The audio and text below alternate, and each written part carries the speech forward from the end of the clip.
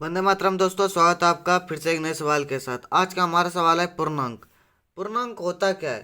पूर्णांक वह संख्या है जो पूर्ण संख्या या तो जीरो, इसको बोल सकते हैं जीरो, और धनात्मक प्राकृतिक संख्या, धनात्मक प्राकृतिक संख्या और ऋणात्मक प्राकृतिक संख्या और ऋणात्मक प्राकृतिक संख्या, इन सभी को क्या करेंगे, ये चलते जाएगा दोनों तरफ अनंत तक।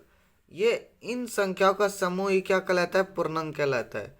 अब देखिए, -8 + 5 बराबर क्या हो जाएगा? 3 आया।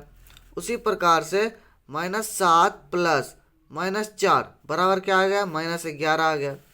उसी प्रकार से 8 + 7, 8 7 क्या हो गया? 14 हो गया। 8 7 15 हो गया। 8 7 15, दो पूर्ण संख्या का, दो पूर्णांक संख्याओं का योगफल एक पूर्णांक संख्या ही आ रहा है। उसी प्रकार से -9 + 2, -9 ऋणात्मक संख्या है और 2 क्या है? धनात्मक संख्या है। तो हमें क्या मिलेगा? ऋणात्मक संख्या -7 के रूप में। हर परिस्थिति में दो पूर्णांक संख्याओं का योगफल या तो योगफल क्या आ रहा है? एक पूर्णांक संख्या ही आ रहा है, एक पूर्णांक संख्या ही आ रहा है। तो यहाँ पर लिख सकते हैं, अतः दो पूर्णांक संख्या, पूर्णांक पूर्णांक संख्या, दो पूर्णांक संख्या एक समृद्ध कहलाता है। पूर्णांक संख्या समृद्ध, पूर्णांक संख्या समृद्ध है, समृद्ध है। दो पूर्णांक संख्या समृद्ध है, ये हमारा क्या हो गया? आंसर हो गया। उसी प्रकार से अगला देखिए, क्या है? व्याकलन है। इससे पहले एक छोटी सी महत्वपूर्ण जानकारी पे एक छोटी सी नज़र डालते हैं।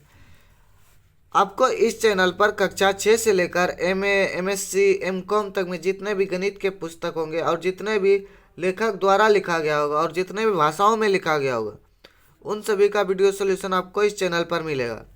अधिक जानकारी के लिए आप डिस्क्रिप्शन बॉक्स और अबाउट सेक्शन में जाकर के देख सकते हैं।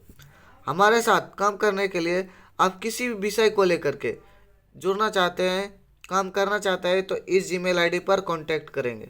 तो चलिए प्रश्न की तरफ चलते हैं। प्रश्न हमारा क्या है? यहाँ पर व्याकलन है। 12 में से 7 जाए घटाएगा, 7 को घटाएंगे तो क्या आ जाएगा? 5 आ जाएगा। उसी प्रकार से 7 में से -12 को घटाएंगे तो -5 आएगा। उसी प्रकार से -9 में -2 को घटाएंगे, क्या हो जाएगा? यहाँ पर ये भी ऋणात्मक संख्या और ये भी ऋणात्मक संख्या, दो ऋणात्मक संख्या जुट करके एक ऋणात्मक संख्या ही बनाएगी। 9 2 11, ऋणात्मक संख्या 11। उसी प्रकार से -4 में से -5 को घटाएंगे, क्योंकि ये -4 एक ऋणात्मक संख्या है और -5 भी एक ऋणात्मक संख्या है, तो -9 हो जाएगा। -9, ये हमारा क्या हो गया? दो पूर्णांकों का अंतर, दो पूर्णांकों का व्याकलन एक पूर्णांक संख्या ही प्राप्त हो रहा है। तो लिख सकते हैं, अतः दो पूर्णांक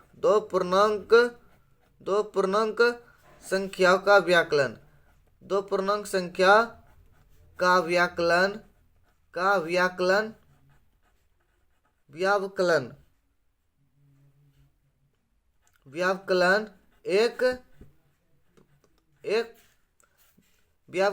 एक समृद्ध है। ये तो व्याकलन समृद्ध है,